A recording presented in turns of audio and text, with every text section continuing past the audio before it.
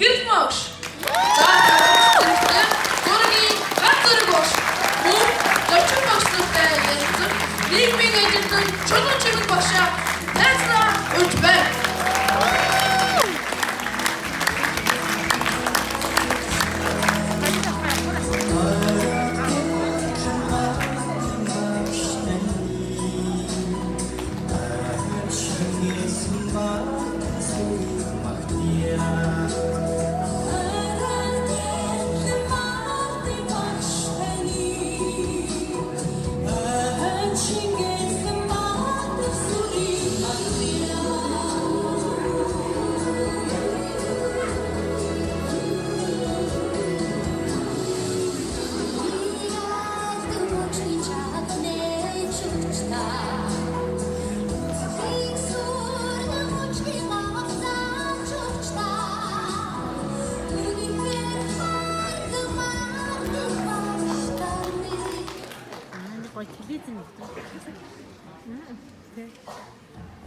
За сайн байцгаана уу хүмүүс ээ. За сууцгаа.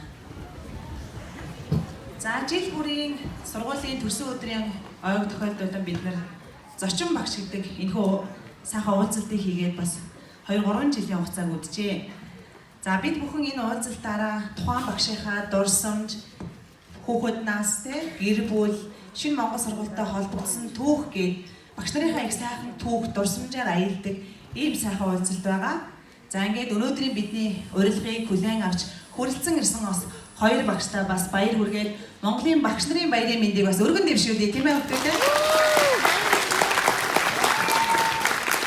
За баярлалаа. Хүүхдүүд маань бас багш нарынхаа тухайн зөндөө олон зүйлийг мэддэг ч гэсэн өнөөдрийн энэ ярилцлагаар багш нар маань та нарын мдээгүй багш хүүхэд байхдаа ийм байсан юм байна. Ийм зүйлийг сонирхт юм байна гэсэн та бүхний бас мэдэхгүй олон асуултын хариултыг бас өнөөдрийн уулзалтаас бид авах байхаа гэж бодож байна. Та бүхэн маань ингээд бидний ярилцлаганд анхаарлаа хандуулнаа. За ингээ 2 багшийнхаа хүүхэд нас өөрийнх нь хүүхдүүд маань мэдэхгүй бас юу вэ? Тэр тухай өөрсдийнхөө танилцуулбас өнөөдрийнхөө яриаг ихтүүлье.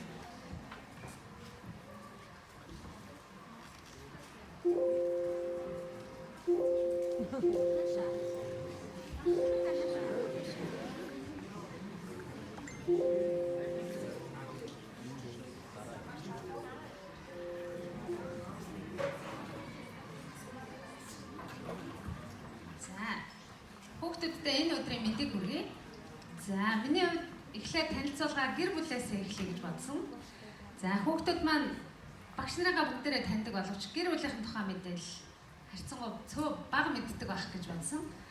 За багшийн нөхрөөд Бачаргал гэдэг нэг охинтой. За охин маань 12-ийн 1-р ангид суралцдаг Номин гэж одоо та бүхний симпай байна.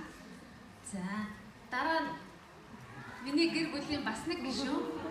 За одоо 3 настай. За багшаа нэг хобби гэж хэлж болно. Манай гэр бүлийнхэн нөгөө герман хонч нохой тэжээдэг. За одоо 3 настай. Нохой тэжээдэг хүүхэд байвал надтай найзаж болно шүү.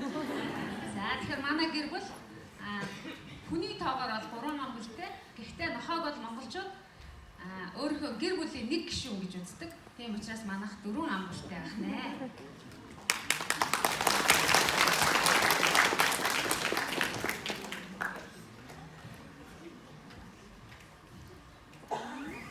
За ганц багш маань танилцуулгаа. Өргөн байна. Тийм ээ. Яг өдөр охин яг гişүүдтэй. Манай ихнэр Бадам хаан гэдэг хүн байдаг. За 2 охинтой багшин. Том охин маань одоо 8 дугаар анги 2007 онд Алтан гахаж төрсөн юм. Бага охин маань лам ирэх гэсэн. 2010 оны бар жилдээ. За хамгийн бага нь энэ жил 1-р ангид орж байгаа агаар гэдэг аавын амис үс гэж хэлж байгаа. Ингээд гарын 5 хороо гэдэг шиг таваалаа дүнсгээс сууж идэ. За баярлалаа. Сайхан зэрэг ийм биш дээ. За энэ багшийн маань сурагч насны зураг гарч ирлээ тий. Хэлэх шүү. Багшийн маань ямар гоё зураг вэ? За энэ 8 дугаар ангид авахулжсэн зураг. За манай 9 дугаар ангийнхан бол одоо хойлон хавар монтажны зураг авах болно. 8 дугаар ангийнхан маань 2 жилийн дараа зураг авах болгоно. За энэ монтажны зургийг яагаад багш нь сонгосон бэ гэхээр энэ миний хажууд суугаа Батарших гэдэг хүү бит хоёр яг 1 оны 1 сарын 1 өдөрт ирсэн. Тэгээд бит хоёр 6 дугаар ангиас хойш 10 дугаар анги төгслөө нэг ширээнд суусан. Яа. Тэгээд баг түүхэн зураг. За энэ Батарших гэдэг манай ангийн энэ хүү одоо Чингэлтэй дүүргийн фольклорын газарт хэлцээнд авах гэдэг ийм хүн байгаа. За бид хоёр энэ зургийг 8 дахь ангид анх авахулчаад өөрсдийнхөө нөгөө төрсөн өдрийг дээрээс нь хамт олон жил нэг ширээнд тохой залган суусан энэ дурсамжаа мөнхлөхөд хоёулаа 8 дахь анги болон 10 дахь ангийнхаа монтажийг хамтдаа авах болсон. Өөр ямар ч сонголт хийгээгүй. Хоёулаа зураг авах болно гэдэг байдлаа. За баг бид хоёр нөгөө үерхэж нөхөрлөж найзалж байгаагүй. Гэхдээ нэг ширээнд 7 жил хамт суусан учраас биеийнхаа зан занг авалцсан. Бараг манай ангийнхан, манай үеийнхэн та хоёр үерхдэггүй гэж олон хүүхдэд асуудаг байсан. Тэгээ бид хоёр бол тийм үерхдэг найзууд бол биш. Гэхдээ олон жил хамт нэг ширээнд суусан болохоор биеийнхаа хобби, бараг ар гэр, найз нөхөд бүх юмыг мэддэг ийм найзууд байлаа.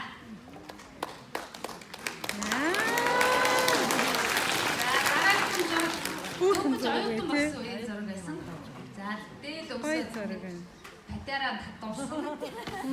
За оюутан болоод 8 9 дэх ангид нүдний шил зөөдгөө байсан мөртлөө оюутан болоод нөгөө Япон айл гэж гайхамшигтай олон ханзыг цээжлэхийн тулд маш одоо жижиг цаасан дээр хэвлсэн олон зурлагтай ханзыг харсаар аваад хараа олон муудаад за тэгээ байнгын нүдний шилтэй болсон үеийн зураг.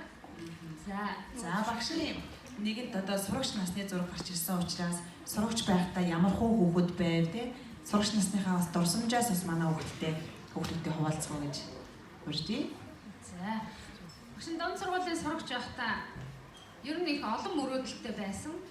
За бид намайг хүүхэд байх үеийн нийгмийн байдал та бүхний одоогийн дунд сургуулийн сурагч байгаа үеийн байдал хоёр одоо тэнгэр газар шиг ялгаатай байгаа. За бидний үед бол одоо та бүхэн шиг ухаалаг утас гэж байсангүй. Хичээл дээр хэрэглэх материалаа олон ширхэг хувлаад өгдөг хувлах материал гэж байсангүй. Багш нар зөвхөн самбар шохоо эрэг л хэрэглэдэг ийм үе байсан. За тухайн үед бол бидний мөрөөдлийг биелүүлэх одоо ирээдүйн мэрэгжил чиглүүлэх хамгийн гол хүмүүс бол тэр тухайн үеийн сургуулийн багш нар байсан. За багш нартай талархаж явдгийн нэг жишээ нь 4-р ангид бид нэр орос хэл үздэг байсан. Тэгээ 4-р ангид намайг анх орос хэлний амтанд оруулж орос хэлэнд дурлуулсан 5-р сургуулийн алтан цэцэг гэж багш байдаг. Тэр багшийнхаа одоо надад зааж сургасан, намайг чиглүүлж өгсөн энэ гадаад хэлний одоо сурах арга барилын ачаар би өнөөдөр та бүхэнд Япон айл заагаад байж байгаа гэсэн. За хүүхэд байхдаа олон төрлийн сонирхолтой байсан. Бүх юмыг л хийгээд үзчихмээр санагддаг байсан. Спорт бол спорт, урлаг бол урлаг. Ерөөсөө хийж одоо амжихгүйч байсан бүгдийг нэг оролдоод үзчих юмсан гэдэг хүсэлтэй байсан. За хамгийн анхны авиас гэх юм бол багш нь уран нугардаг байсан.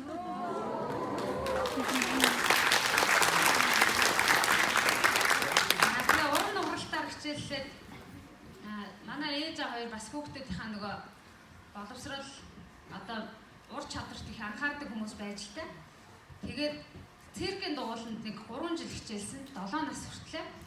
4 настайгаас 7 нас хүртлээ. За тэгээд 7 нас хүрсний дараа бүр циркийн сургуульд орох гэжсэн чинь харамсалтай жоохон нөгөө илэгний хүнд өвчин гэдэг юм уу шаарлаа. Тэгээд болохоор шийдсэн. За дараа нь үргэлжлүүлээд 1-р ангиас 3-р анги төгслөө. Уран сайхны гимнастикаар хичээлж исэн. Спортын төв ордонд. За одоо манай сургуульд нөгөө болормоо өгшөө удирддаг уран сайхны гимнастик байдаг шүү дээ. За тэрүүн шиг дугууланд бас 3 жил хичээлсэн. За дахиад бүжгийн дугууланд бас 3 жил. Ер нь би нэг 3 жилийн циклтэй яваадсэн гэж боддتي одоо бодоход ер нь 3 жил хичээлээд амтанд нь ороод тэгээд за одоо дараагийнхаараа авиасаа хөгжүүлэх гэж явсан. Нөгөө олон сонирхолтой бүгдийг л хийх юмсан гэдэг хүсэл хэрэгтэй байсан учраас. За тэгээд Цэнгийн түвжгийн дугууланд бас 3 жил хичээлж байсан. Дундуур нь бас сонирхол ярих юм бол таеквондод 2 жил хичээлсэн. Бүжгийн Олонхатын авьяастай юм шүү тий. Бүжгийн дугуулнаас тараад би тамирын хувцас өсөөл таеквондогийн дугууланд ордог тийм юу байлаа. За тэгээд 9-10 дугаар ангидаа болохоор пианоны ордны Японы хэлний дугууланд 2 жил хичээлсэн. Урлан бүтээгдэхүүн хиймэл цэцгийн дугуулан одоо бидний нөгөө тайзны чимгэл хийж байгаа ийм хиймэл цэцгийн дугууландаас 2 жил хичээлж байсан. За ер нь бол хүн өөрийгөө хөгжүүлээ тал бүрийн авьяас одоо сонирхлоо авьяасаа хөгжүүлэе гэж хичээх юм бол цаг хугацаа зөндөө олддог. Тэгэхээр би та бүхэндээ одоо боломж л олдвол өөрийгөө хөгжүүлэхийг хичээж байгаарай гэж хэлмээр байна. За дээрэс нь би одоо та нарт одоо атаархдаг гэж хэлэхэд одоо тэр цагаахан атаархлаа нуухыг хүсэхгүй байна. Яагаад гэвэл та бүхэнд маань одоо 33 төрлийн дугуйлан сэрц байгаа. Бүгдэнд нь хичээллийг гэвэл боломж цаг хугацаа олдно. Тэгэхээр өөрийнхөө сонирхсан хамгийн одоо сайхан гэж үзсэн дугуйлан сэрцтэй тасралтгүй тууштай хичээлээр би бол зүгээр сонирхлоо дарах журмаар ингээ 3 жил явцсан байна шүү дээ. Гэхдээ дандаа сургуулаас гадуур хичээлээ дуусаад хүүхдээ ордон руу, хичээлээ дуусаад спортын төв ордон руу явдаг байсан. Гэтэл та бүхэн маань хичээлээ дараад сургуулийнхаа өөр хэсэгт очиод дугуйлан сэрцэндээ хичээлэх боломж байна тийм. Тэгэхээр ийм сайхан боломжийг хүүхдүүд маань бүрэн дүүрэн ашиглаасай гэж багш нь хүсэж байгаа шүү. За баярлалаа. Гэрлийн багшаа тухайд би л ерөөсөө сонсоогүй зүйлүүдээ сая ярилцлагаас мэдээж авлаа. Тэ ямар олон төрлийн авьяастай хүүхэд байхасаа их хичээнгүй, альбад тууштай ийм зан чанарнаас харагдаж байна тийм ээ. За дараагийн зургийг дэлгэцэн анхаарлаа хандуулъя. Хин бэ? За ганцаа багш. Яг охинтойгоо Тэр цаатлын тайрын төстэй зураг. Одоо 3-4 настай байх үе зураг байна. Тэгээ нөгөө нэг энэ дээр ингээд дарахаар дуурдаг бодоол тухайд Монголд орж ирээд тэгнээс нь өмсөх завшаа. Орсон яасан тэгээд ийм зураг авахулцсан байт юм байлээ. Ойлгож байгаа зүйл зэрэг байна. Яг гад ийм зэрэг. Яг тухайд бол яг иймэрхүү байдалтай байжээ. Тэгээд энэ одоо бага ангид ороод Баянгол дүүргийн тухайд улсын одоо ч улсын дэргэн байлоо 13 дугаар сургууль гэдэг чинь шүү дээ. Хорооллын эцэст байдаг. За тэнд нэгийн ангид чулмаа гişэ ангид орж илаа. Тэгээд энэ уртлын нээс цаатлаас 2 тотон сууж байна. Таалах байсан байна. Оо шүү. Би хааваа ингэ таалах байсан. Тэр л байл та. Хамгийн уртлын игнэний цаатлаас 2 тотон сууж байна. Тэгээ манай ингээд 3 ганц зэрэг байсан. Би их сонио. Одоо 10 жил байхдаа нэг баахан ганц зэрэгтэй нэг нэггээр ингэж орж исэн. Тэгээд одоо шинэ Монгол сургуульд ороод ирсэн. Бас нэг баахан ганц зэрэг үү. Манай ингээд 3 ганц зэрэг тэр яг миний хажууд сууж байгаа нөхрийг бас ганц зэрэг гэдэг байсан. Тэгээ би ганц зэрэг. Энэ бас ганц зэрэг. Тэгээд нөгөө нэгдүгээр ангийнхаа 3 ганц зэргийнхаа овгнуудыг мартчихж. Тэгээд 13 дугаар сургуульд тухайд нөгөө дөнгөж Монгол бичиг одоо нэг чоймоо огшныг ингээл нэг самбар дээр Монгол бичгээр ингээл үсэг хичээлэх гоё хичээл ордог байсан. Тэгээ 91 онд эхлэв тэ. Тэр яг орж явах манайх яг нөгөө нэг тийм хос хилтэй болохгүй. Тэр нөгөө Монгол бичгийн юм юу гэдэг ингээл самбар дээр бичээд ингээд яг ангийнхаа үүдэнд ингээд сууж байгаа. Их гоё байсан шүү дээ сургуульд анх орж явахад.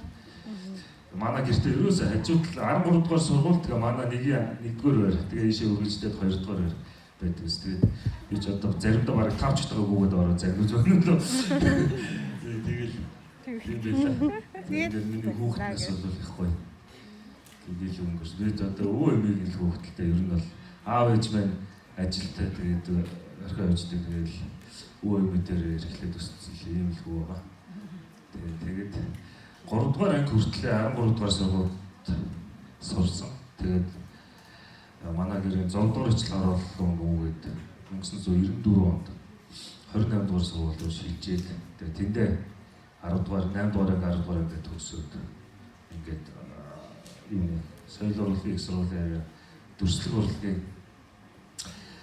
сургуулийн уран зургийн чиглэлх уран зургийн ангид орж суралцаад 2006 онд их сургуулаа төгссөн. За тэгээд төгсөж явцдаа би чинь нэг сумаар 2 тоглоом бодсон шүү дээ гэж. Нөгөө 2006 онд ингээд сургуульд одоо нөгөө дүрслэгийг төгсөж явахдаа ичнээгээр давхар мобист орсон.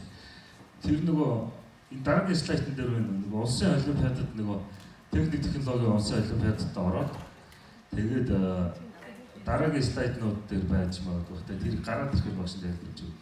Тэр дээр тэр нөгөө нэг айгу азгүй. Эхний яг нөгөө нэг 5-ын ингээд орчиж байгаа байхгүй. Би нэг 10-т орчихсон. Тэгээд шарандаа бүр мобист орно гэж бодоо багш. Манай эмээ маань багш байсан, өвөө маань багш байсан. Өвөө физикийн багш, эмээ математикийн багш байсан. Тэгээд би чи юу яа, ерөөсөө багш болно гэж бодоод өөрөө нөгөө зурх хоббитой.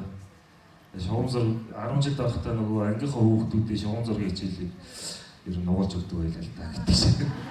Ямар мундаг юм бэ те? Ер нь тэгэл охтууд зургийг зурна шүү дээ.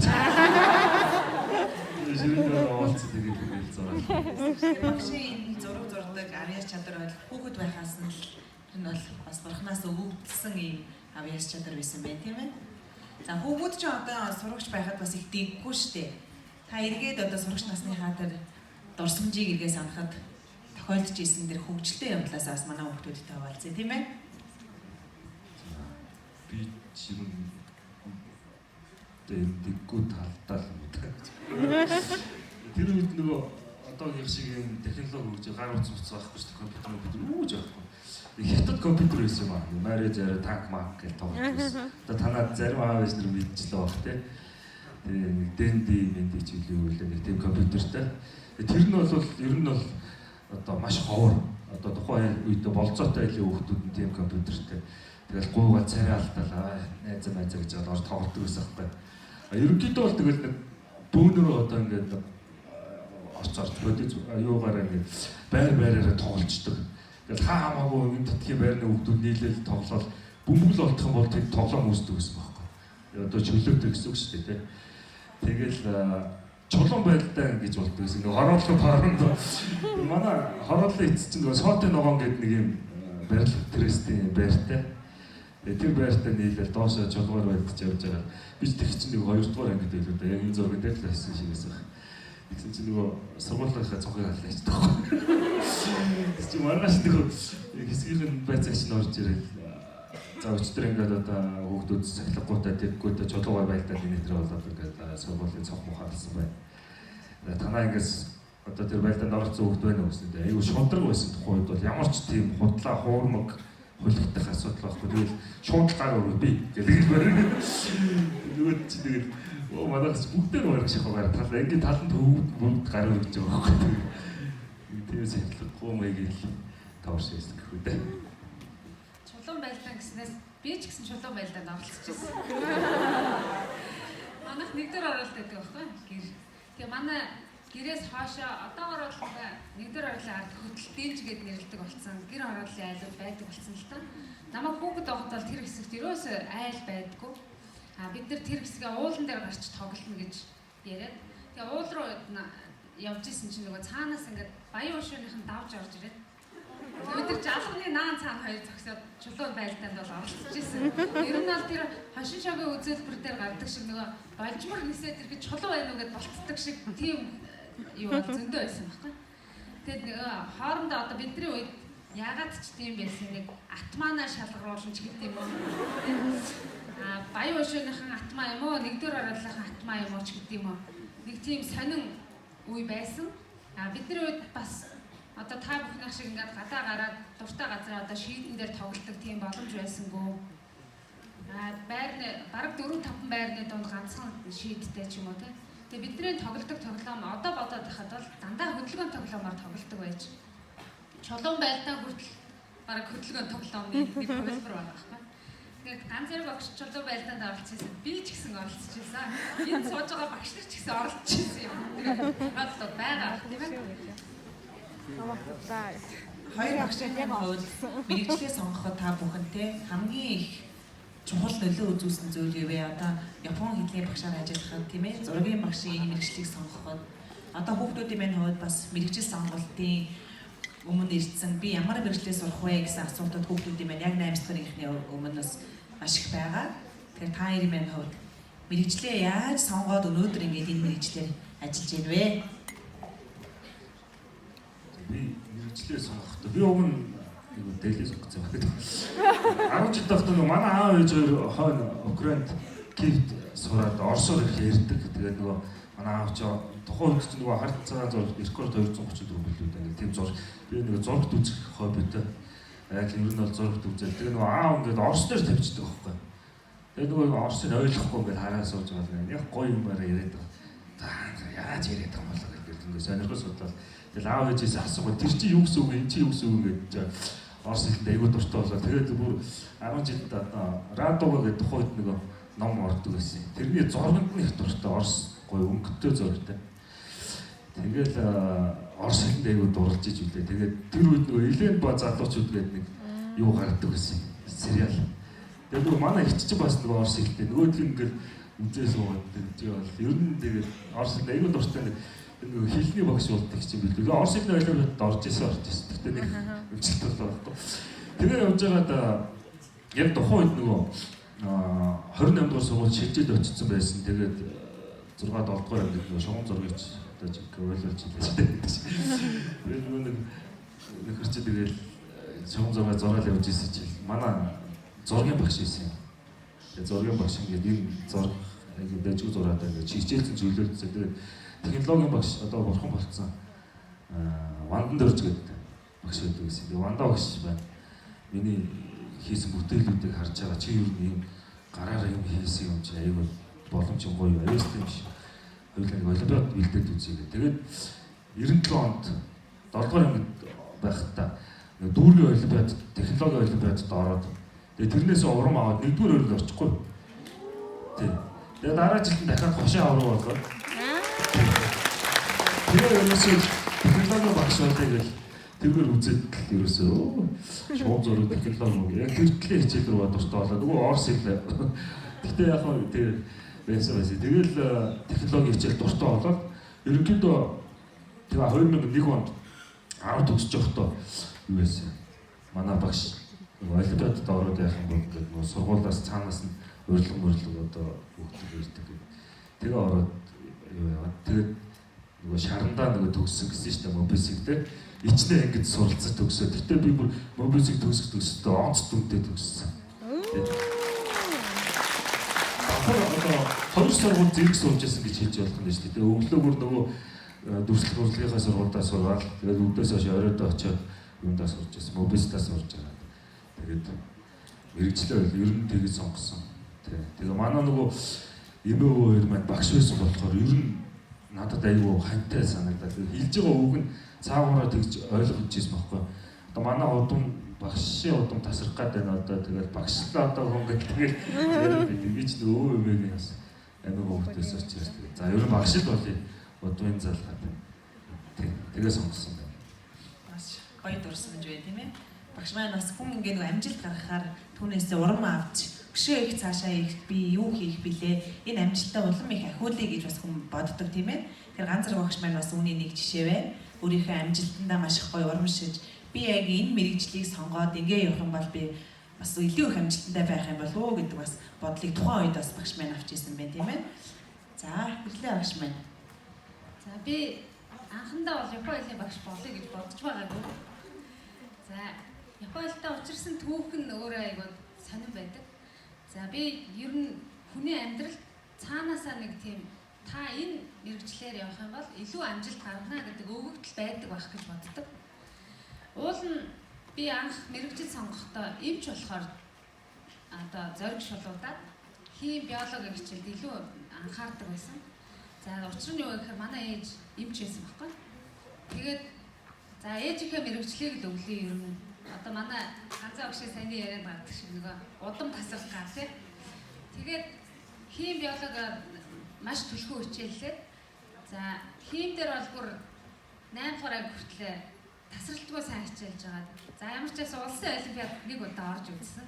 Одоо бодоод тахнаа өнрөө багштай нь бас таарлж исэн байх магадaltaй байгаа байхгүй юу. Гэхдээ би бол одоо ганцаар багш шиг их том амжилт, өнрөө багш шиг том амжилт үзүүлээгүй ч гэсэн ямар ч байсан олимпиадад бэлтгэхийн амт, олимпиадад одоо бэлтгэхийн ачаа бүгдээ нүүлж үзсэн. За тэгээд хиймээр хичээллээд явж исэн чинь нэг л өдөр Япон айл руу бүдрээд орсон. За яагаад бүдрээд орсон гэсэн чинь манай 10 жилийн анги дотор тухайн үеийн боловсролын сайд Дамдын сүрэн гэж хүний охин надтай хамт сурдаг байсан байхгүй. Тэгээ нэг өдөр нэг гажиг үсэгтэй ном авчирчаад уншаад болдгоо. Бүр уншаад энд ингэ бичсэн байна гэдээ орчуулад тэгээд нөгөө миний шар хөдлөд за би энийг яаж хийж байгаа сурчиндаа гэж бодоод тэгээд тухайн үед нөгөө одоогийн тэр сумо тайлбарладаг нөгөө аригато хийсэ гэдэг нэвтрүүлгийг хөтэлдэг Төмөр Баатар гэж хүн байдаг те. Төмөр Баатар багш нэг анхны номоо гаргацсан байсан. Япон айл өөрөө сурах чиг гэдэг нэг юм нэмгэн ягаан хавцтай ном. Тэр ном нь өөрт нь одоо байдгүй гэсэн. Би асууж үзсэн аахгүй. За тэгээд тэр үед нөгөө хувилах машин гэж байсангүй. Тэгээ нөгөө номыг гуйж авч жагаад нэг шинжэнгөө өстэй яаж харагдан тэрүүгээр ингээл дэвтэр дүүрэн хуулаад бичлээ. Одоо оруулаад би нөгөө өөрийнхөө заагаад байдаг шиг зурлагын дистараал центр гэдэг юм огт одоо мэддэггүй байсан гэхэд хэлсдэггүй. Тэгээ хуулж бичиж байгаа дараа хуулж бичсэн зүйлээ би юу бичиж вэ гэж эргэж ингэж харж тулгаж харсаар байгаа. Тэгээ ер нь Япон айл сурчмаар юм шиг санагдаад тэгээд нөгөө хим биолог байхгүй. Шууд Япон айл руу орсон. Их сургууль 10 дугаар анги төгсөөд их сургуульд орох болсон чинь ерөөсөө тийм хим биолог өөр мэрэгжлийн юм ерөөсөө санаанд орохгүй. Тэгээ Япон айлаар л шалгалт өгсөн чинь их сургуультай тэнцээд орсон. Орхон их сургууль. Тэгээ сонгоод орсон анги маань Япон айлны багш орчуулагч гэдэг анги байсан. За бас багш болсон үеийн түүх нь бас жоохон хөвчлөлтэй гэдэг юм уу? Манай анги 15 оюутан төгсөж байсан. За 15 оюутны нэг нь одоо 6 нэг л баасан сүрэн багш.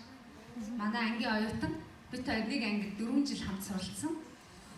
За тэгээд их сургуульд ороод 4 жил суралцаад төгсөхдөө хэзээч багш болохгүй гэж төгссөн бүгдээ. Тэгсэн мөртлөө бүгд багшийн ажлыг хийсэн. 15 улаа. За яагаад багшийн ажлаас бүгдээрээ шамтраад боли гэж хийсэн гэхээр багш хичээл заахын тулд маш их хөдөлмөр ордог байхгүй. Нэг хичээлээ заахын тулд нөгөө хүүхдэд буруу юм зааж болохгүй учраас дахин олон янзын ном их сурвалжаас шалгана. Дараа нь түүнийгээ заахын тулд өөрийгөө бэлтэн. За тэгээ хүүхдүүдтэй илүү ойлгомжтой, илүү сонирхолтой байлгахын тулд бас яах вэ гэдэг. Нэг 40 минутын хичээл заахын тулд бараг 4 өдрийн бэлтгэл хамгийн багаар бодгод шүү дээ. 4 өдрийн бэлтгэл шаарддаг. Тэгэхээр ийм их хүнд хөдөлмөр юм байна гэж ойлгоод тэгээ боли гэж хийцэн. Тэгсэн чинь бүгдээрээ багш болцсон. Одоо баг эхнийх нь одоо баасан багштай 17-8 жил Япон айл зааж байна. За манай ангийг төгссөн 4-5 хүүхэд одоо 18 дугаар сургууль, 54 дугаар сургууль, номт наран сургууль гэх мэт олон сургуулиудад Япон айлны багш хийж байгаа. Тэгэхээр намайг Япон айл нь одоо татаж оруулсан хүн гэдэг бол одоо тухайн үеийн манай ангийн охин Наран цэцэг. Тэр миний шарыг хөдөлгөөг бол би Япон айлыг сонирхгүй байсан байхгүй юу? Тэгээд нөгөө орос хэлэндээ би бас орос хэлэндээ гайг байсан л та. Ангийнхныхаа бол бас жоохон нууцаа илчгэд нэг удаагийн даалгавраа хуулалцсан чинь би нэг алдсан. Манай ангийнхан тэр чигээр нэг алдсан. Яг ижлэгийн алдаа дээр. Тэгээ уул нь намайг тэр манай орос хэлний чи орос хэлний хүн болоорой. Орос хэлний орчуулагч ч юм уу те. Тухайн үед орос хэлний багшийн дээд сургууль гэдэг бол хамгийн нэр хүндтэй сургуулиудын нэг байсан. Тэгээ чи ийм сайн одоо орос хэлний суурьтай юм чи орос хэлний багш болоорой. Чи бол зааж чадна гэж намайг уулын чиглүүлжсэн байхгүй. Тэгээ гисэн чинь би нөгөө хайртай багшийнхаа одоо хайрыг жоохон уруулаад Япон айл руу оруулсан. Гэхдээ багш маань намайг ямар нэгэн байдлаар хэлний чиглэлийн хүн болж байгаа, хэлний чиглэлийн мэрэгжил сонгож байгаа болохоор намайг үргэлж дэмжижсэн. Ер нь бол хүний амьдралд багшгүй хүн гэж бол байхгүй. Хөгшин залуу хүүхэд бүгд л багштай байдаг. Тэгэхээр хэн нэгэн багшийнхаа чамд зориулж хэлсэн тэр одоо чиглүүлэг тий чи ингүүл зүгээр юм биш үү? Чамайг хөндлөнгөөс хараад дүгнээд хэлж өгсөн тэр чиглүүлгийг сайн сонсож хүлээж авч байгаарай. Магадгүй тэр чиний нөгөө миний яриагаа хэлсэн шиг нөгөө цаанаасаа хувь заяатай өгөгдөлчин байсан байж магадгүй шүү гэж хэлмээр байна. Хоёр багштай маш их баярлалаа. За бид орчин багшийг сонгохдоо бас Шинэ Монгол сургуульд ажлын туршлагаараа бас их олон жил ажиллаж байгаа ийм багш нарыгаа бид урьдчилан оролцуулдаг. Тэгэхээр хоёр багшийн маань хувьд бол Гэлман багш маань 2004 онд Шинэ Монгол сургууль байгуулагдаад 4 жил болж байгаа тийм ээ. Багшаар ажилд орсон. За Ганцзараг багш маань 2007 онд. Тэгэхээр одоогоос 13 жилийн өмнө гэдэг бол бас багагүй цаг хугацаа тийм ээ. Тэгэхээр Шинэ Монгол сургуультайгаа хэрхэн холбогдов? Та бүхнийг энэ сургуульд орж ирэхэд сургуульд одоо ямар байв тийм ээ? Мэдээж бол энэ 10 гаруй жилийн өмнө бол одоогийн шиг юм байгаагүй баг. Тэгэхээр тэр дурсамж руугаа бүгдээрээ бас иргэн очие. За. Миний Шинэ Монгол сургуультай холбогдсон түүх зүгээр сонингийн зар байсан. Нэг өдөр би тухайн үед нөгөө хүүхэд гаргаад гэртээ хүүхдээ хараад байж лаа л да. Тэгсэн нэг 2004 оны 6 сарын ихэнх хавцаа манай аав нэг сонингийн зар надад хэлж өгөөд 13 дугаар хороололд нэг Шинэ Монгол гэдэг хувийн сургууль байдаг юм байна. Тэр сургуульд Японы хэлний багш аавна гэд зар тавьсан байна. Чи юу ч гэсэн нэг уцтаад үзээч гэд надад зарын дамжуулж байгаа байхгүй. Тэгээ би нөгөө өвөгцсөн утасныхан дугаараар ярьсан чинь галаа багштай ярьсан. Тэгээ галаа багш надтай ерөөсөө сайн байна уу? Тэгээд би Японы хэлний багшаар шалгуулах гэж байгаамаа гэд хэлэхэд тэр миний хэлсэн өгүүлбэрийн араас шууд японоор ярьж эхэлсэн байхгүй. Тэгээд одоо бодвол хаан төгссөн, хэдэн он төгссөн, хэдэн жил Японы хэл үзэж байгаа гэл нөгөө ойр зүрийн Японы хэлтэй холбоотой юмнууд асуугаад тэгээ ярилцчихсан. За чи ер нь маргааш ирээд шалгалт өгчгөө. Анкет боглоо шалгалт өгчих гээд. Би нөгөө бүтэн жил гэртээ хүүхдээ хараад Японы хэл баг нэг одоо новч сөхөж хараагүй байж байгаад ирээд шалгалт өгсөн. Тэгээ шалгалт өгөхөд тухайн үед нөгөө Японы хэлний зуны сургалт гээд ахлахад явагддаг хөтөлбөрийн Япон багш Акира гэж багш Америкаас ирсэн байсан. Тэгээ тэр багш надтай шууд ярилцлага хийгээд галаа багш надад нэг юм нэлээд том их хэмжээний юм текст уншуулж үзээд тэгээ миний дипломыг үзээд тэгээ за ер нь манад нэг зуны сургалт гээд хөтөлбөр байд юм аа. Тэр үнд ажиллаад үзээ. Тэр үнд ажиллаж үзсний чинь дараа би одоо авах хэсгээ шийдъя гэж хэлсэн байхгүй. За тэгээд би сонины зараар ирээд яг тэр шалгалт өгөх гээд ирсэн өдрөө одоо өөрийнхөө хувьд их гайхамшигтай гэдэг юм уу? Гайхалтай зүйлтэй тохиолдсон. Би сургуулийн үүдээр орж ирээд одоо тухайн үед чинь манай сургуулийн иргэн тойронд дандаа гэр хороол байсан байхгүй. Манай сургуулийн уртлын 2 өндөр шар байшин байдаг тийм. Энээс цааш бүгд гэр хороол байсан. Энэ юуны баруун тишээд дан гэр хороол байсан. Тэгээ тийм газар би нөгөө сургуулаа хайж болох гэж бас нэлээд бодолчиж ирсэн л дээ. Автобусны буудлаас буугаад яаж явах хэвтэй юм бол гэд. За тэгээ ороод ирсэн чинь нэг нүдний шилтэй ийм богино ханцуутай шоото цамц үсцэн нэг ах. Миний харуул. Нэг ах тэрүүгээр ингээд алх хадаас аптек бариад яваадсан байхгүй. Тэгэхээр би энэ хүнийг одоогийнхоор бол одоо Батбаяр ахыг байна л гэж бодсон. Аж ахуйн дарга юм байна. Тэгэл тэр хүн орж гараад явж явдсан. Би нөгөө хүлээгээ самбарын дэргэд зогсоодсэн байхгүй. Тэгсэн чинь энэ юу хүн зогсоод байгаа байлаа гэж надаас асууж байгаа байхгүй. Тэгэхээр намайг ирээд шалгалт өгөөч гэж хэлсэн. Тэгээ би одоо дуудсныхан дагуу ярьлаа гэсэн чинь наашаа ороод иргээд захирлын өрөөлгөө дагуулаа. Тэгээ би тэр хүнийг ерөөс захирал гэж боддог байхгүй. Миний төсөөлөл захирал хүн гэхээр нэг костюм бижаг өмсөд албан тасалгаандаа ширээний ард сууж идэг тийм л захирал төсөөлөгддөг байхгүй. Ер нь энэ тентгээд одоо албан байгууллагт очихоор тийм л байдаг. Гэтэл би захирал хүн ширээнийхээ араас босоо зүгээр ийм аж ахуйн ажил хийгээд одоо аахар шахаар ажилд оролцоод явж байгаа би үнэхээр гайхчихсан. За тэгээд шалгалт аваад яасан чинь би одоо бас нэг ганцаа багш дөөрөөд өнгөрчий. Дипломоо үзүүлсэн чинь галаа багш па бүх хичээл нооц. За одоогоор л одоо дээр үед бидний үед нэг улаан дипломтой төгсөөд онц. Цэнгэр дипломтой төгсөөд сайн. Ногоон дипломтоос төгсөөд дунд гэдэг үнэлгээтэй байсан байна. Тэгээ нэг улаан диплом үзүүлээд доторх дөнгүүдийг харчаад за ямар ч байсан одоо Японы хэлний мэдлэгийн хувьд бол гайгүй юм байна гэж, онолын хувьд бол гайгүй юм гэж үзлээ. Гэхдээ хичээл заана гэдэг бол онолын мэдлэгээр хязгаарлагддаг юм аа. Чи юу ч гэсэн ажиллаад үз гэж зөвлөсөн учраас би тэгээд зуны сургалтанд ажиллаж эхэлсэн байхгүй. Тэгээд зуны сургалтанд 1 сар ажиллаад 8 сарын 30 болсон чинь За чамайг ажилд авлаа. 12 дугаар ангийг дааж аваа гэж шууд өөр өгсөн. Тэгээ би ерөөсөө 2004 онд ажилд орж ирээл Япон айлны багш болоод Япон айлны багш болж амжаачгүй байтал бас ангийн багш болсон түүхтэй юм баггүй. Маш залуухан шин төгссөн баг. Би анх тэр багшийн одоо гарна л та. Анхны тэр анги авахд би ангийнхаа хүүхд дотроос ялгагддаг байсан. Багш чинь хаана байгаа гэж дандаа асуу. Хүн гаднаас орж ирэл багш чинь айдсан гэж асуу. Би ингээд тэгэхээр гэж гараад ирсэн. За энэ зураг бол их гоё түүхэн зураг байна тийм ээ. Шинэ Монгол сургуулийн анхны багш нарын. За эндээс таньдаг багш нар байна уу? Хүүхдүүдэд нэрлээрэй. За хин юм байна. Алтангэр багш. Айлтай багш. Айнаахан багш. Хаваас багш. Баав багшгаа таньж гинөө. Пицгийн